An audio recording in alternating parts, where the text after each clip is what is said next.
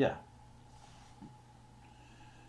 Como hemos dicho en conversaciones anteriores, el siglo XIX está cruzado, caracterizado por la puesta en práctica de dos tendencias. Una denominada romántico realista y la otra denominada naturalismo. Ambas eh, tienen sus rasgos distintivos. Eh, el periodo del romántico realista, como ustedes ya saben ya, está la rueda de la literatura se detuvo ahí en Alberto Plejano, fundador de la novela, autor de El Locostero, Martín Rivera, textos que ustedes tienen que haber leído ya porque hicimos al respecto un control de lectura. Esa es la tendencia romántico realista. Posteriormente, según los teóricos chilenos, Goich, Promis, asumiría entonces el rol de conductor de la literatura naturalismo. Le he dicho a ustedes que el naturalismo fue una tendencia europea encabezada por Emilio Zola. Emilio Zola es un gran novelista francés, autor de Naná. ¿No es cierto? Naná es una novela que se refiere a una joven que tiene que, para persistir y continuar su vida de una manera que no signifique un sacrificio, tiene que ejercer profesiones marginales, digámoslo así en forma elegante. Realmente ejerce prostitución a veces. El naturalismo tiene fundamentalmente un, un mayor apego al conocimiento. Se basa en el conocimiento y en el error. Así como el romanticismo anteriormente era la apariencia y la verdad. Ahora es conocimiento y error. Error, ¿no es cierto?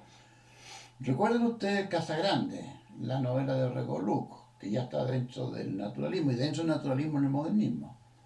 Recuerden ustedes que allí Leonía, que es uno de los protagonistas principales, se fija en las características que tienen los pololos, los novios de sus hijas, y pone su foco de atención en ese protagonista que se llama Ángel Heredia, que se enamora de la hija de este señor observador y llega a la conclusión de que no es apto para desposarse con su hija. Y el transcurso de la novela le da la razón.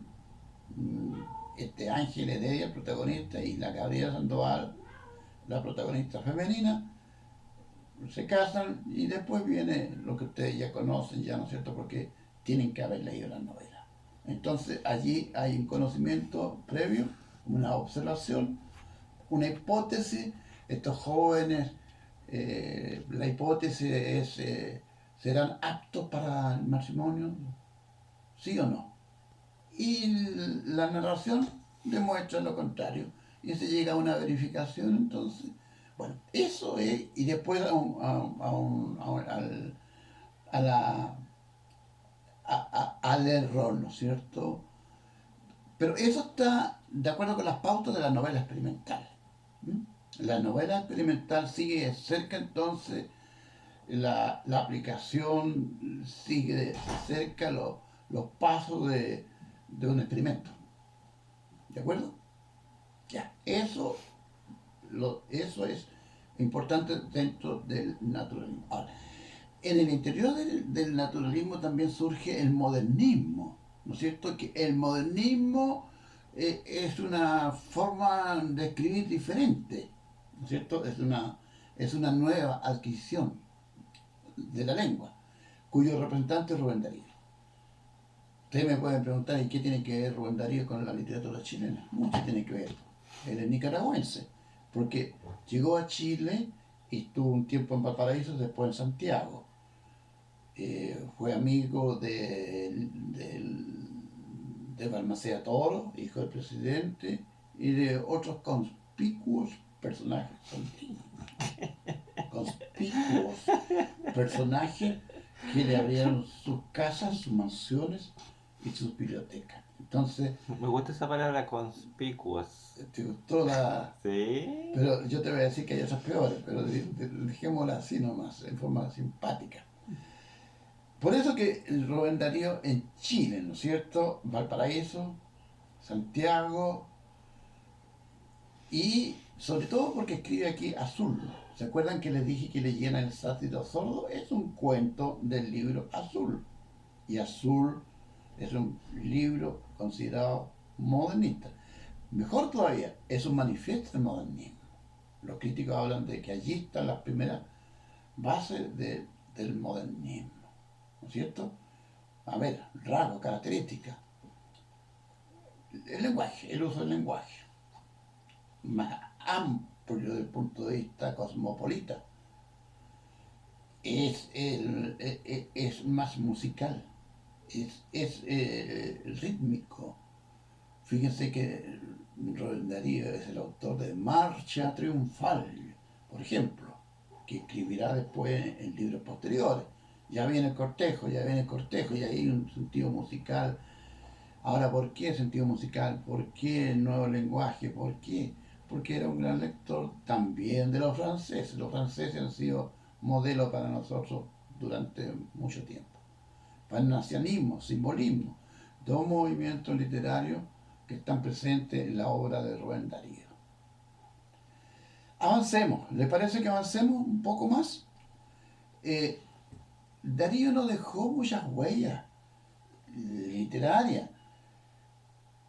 pero hay un representante de este modernismo. Uno de ellos es González, autor de ritmos.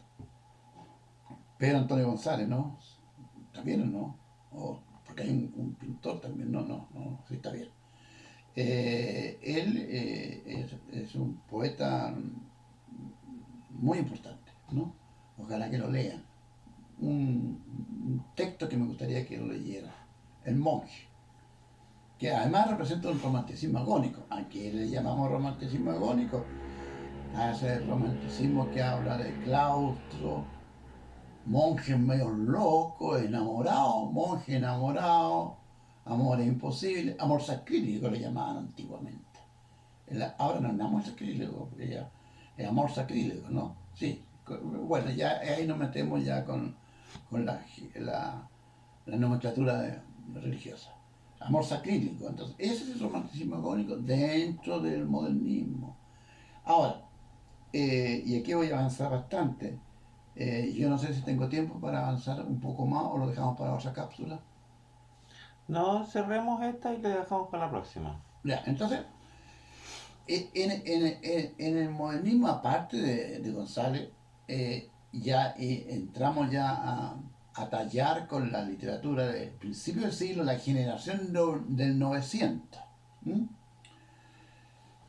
Para mí el más importante de todo es Carlos Pessoa Belli, ¿no es cierto? Carlos Pessoa Belli, tremendo poeta, un tremendo poeta. La lectura entonces, tarde en el hospital, enterró en el campo, pintor pereza, en fin. ¿Recuerdan ustedes que invitamos a una gran declamadora, la Valeria que fue alumna nuestra hace 2 años atrás?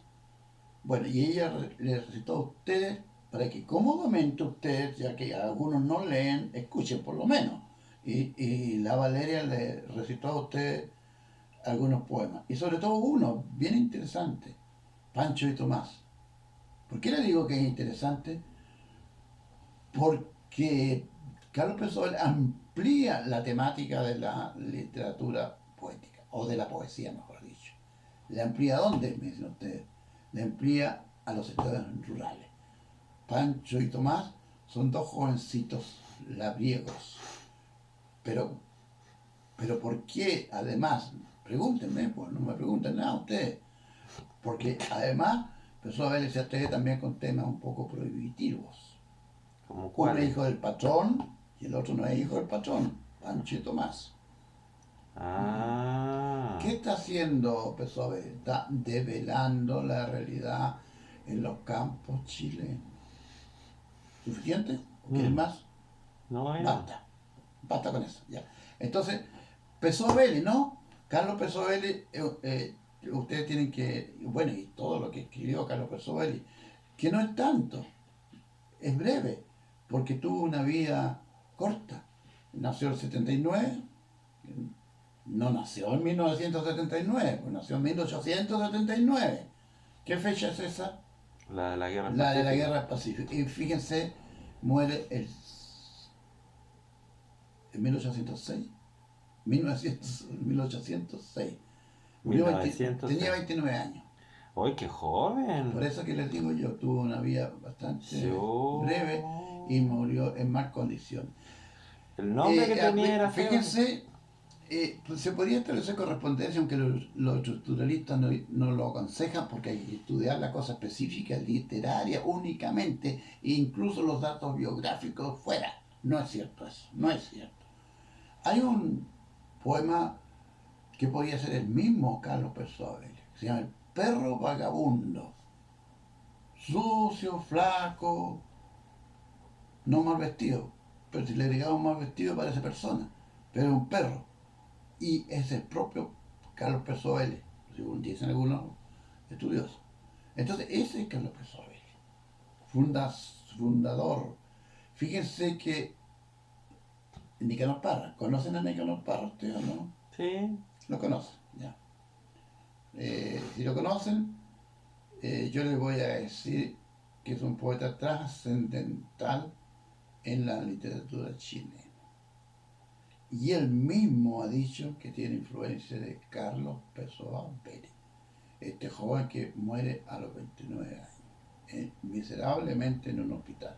Mm. Miserablemente, y que fue víctima del terremoto, no el terremoto de ahora último, no, el terremoto de, del año 6 en Valparaíso, que lo destruyó.